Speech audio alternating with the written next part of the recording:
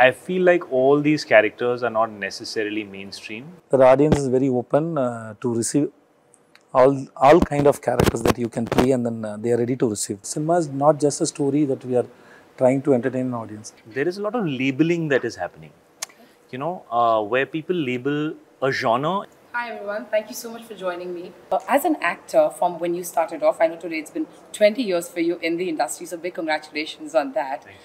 As an actor, when you are looking at scripts, be it films or now series, has the way you look at it changed? The kind of scripts that you're saying yes to, has your checklist as an actor changed along with the times? Well, I did Kamine in 2007, and then I did Heather, I think, close to that, and then I did Urta. Recently I did Kabir Singh. So I feel like all these characters are not necessarily mainstream in that way, and even though I was doing like Ishq Vishk, my first film, or Jab We Met, and these kind of films were more like conventional in terms of the roles that were offered to me, but I always had this need to jump out of this box and try and express myself as an actor. And so for me, I just feel like the way people are consuming content has, I wouldn't say changed, I think it's evolved. And I'm very happy about that, because I've been waiting for this day for like a long time. So I'm really happy that this kind of content gets made at this scale. And I think imperfect, real, grey characters are loved and liked. And you don't have to be this boring good guy all the time. Even we as an audience is seeing that now the main leads, if you may call them, are not just black and white. There's a great shade of grey in them, and that kind of humanizes them when they're on screen. Would you agree? Yeah, I mean, look at the work that Vijay sir has done. I mean, he's played such a different kind of array of characters. In fact, when I started watching his work, which was a few years back, I was amazed, because I hadn't seen your work, sir, in the first 5-6 years. So when I saw your work, I saw it all together, and I was like, who is this actor? What is he doing? Like, how is he doing all this stuff? So I felt very empowered. I felt you feel strong that, okay, there are people out there who are trying to do this. It gives you strength that, okay, if a lot of good actors, filmmakers do this, people will watch it, and the space for it, the consumption will grow. Vijay sir, I would strongly believe that the gap between the two industries has really bridged, and now we can very confidently and happily so call it the Indian film industry. And I think it's a great time to be an actor right now, right? As an actor, how motivated or how creatively driven do you feel being a part of an industry at such a time? It is. Sometimes I feel like I should have come in the 80s. Sometimes I feel this is the right time, because now you can say a story is in a 10 hours time, half an hour time, 1 hour time. So and the audience have evolved, not only technology. Yeah.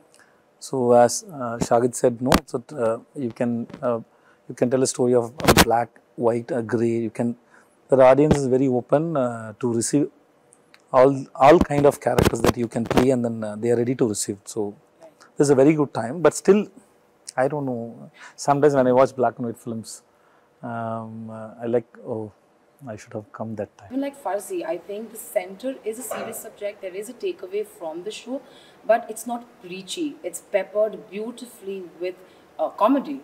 Right? Do you think it's important for subjects like these to also be peppered with comedy while you're doing this?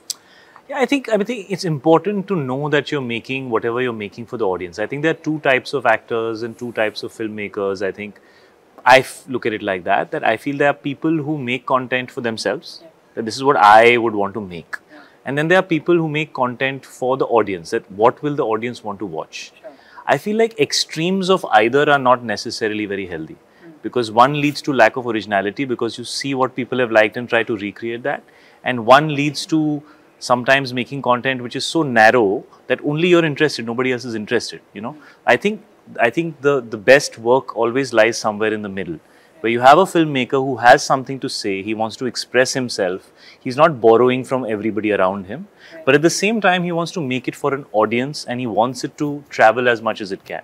I think the combination of both those things and finding that balance, I think, is the right way to make movies, because it is a business and it is an art. I get very scared of people who don't care what the audience thinks. I get very scared. I'm like, what do you mean? Like, why make it at home for yourself? Right. And I get very scared of people who give me examples, you know, this worked, so we will do this, that worked. I'm like, but then you're giving me examples from the past. How will we do something original? No, that was my next question. As actors and being a part of the industry today, because there is so much content, like we were speaking, the palette of the audience has evolved so much, right? As actors, do you find it creatively satisfying and motivating, or even more challenging to kind of keep reinventing yourself? It is like keep reinventing us. That gives an excitement. So otherwise, it will become like a 9 to 5 job and it's doing the same kind of work. That's not an interesting for an actor. I think so for like any creative field. Cinema is not just a story that we are trying to entertain an audience. Just we are documenting people's life and mindset and behavior and then relationship and anger, love, hate, everything we are documenting.